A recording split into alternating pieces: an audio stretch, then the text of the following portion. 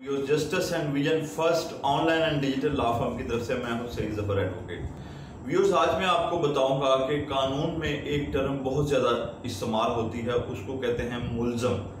तो मुल्ज़म से क्या मुराद है, कौन मुल्ज़म होता है, उसकी क्या लायबिलिटीज़ होती हैं और कानून में मुल्ज़म को किस निगाह से, किस नज़र से देखा जा सकता है।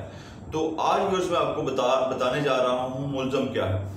तो मुल्ज़म से मुराद ऐसा आदमी है कानून में जिस पर इल्ज़ामात लगाए गए हों कि इस आदमी ने किसी आदमी की चोरी की है, यानी कि जिस आदमी पर इल्ज़ामात लगाए गए हों लेकिन वो इल्ज़ामात प्रूव ना हुए हों, कोई बाकायदा तौर पर ट्रायल ना चला हो और जस्ट उस आदमी पर इल्ज़ामात हों, तो उन इल्ज़ामात की रूह से किसी भी आदमी को मुल्ज़म कहते हैं।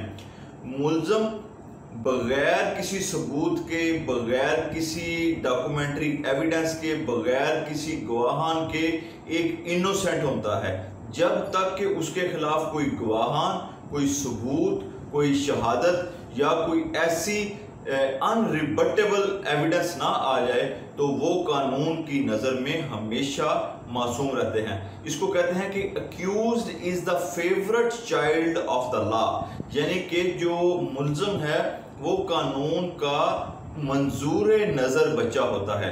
तो इसमें मुल्ज़म के मुतल्लक व्यूअर्स आपको किसी किस्म की इंफॉर्मेशन चाहिए हो या किसी किस्म का कोई सवाल हो, आपने हमारी first online and digital law firm से पूछना है। हमारी कोशिश होगी कि आपको एज सून एज पॉसिबल हम बताएंगे। बहुत शुक्रिया, थैंक यू, अल्लाह हाफिज़।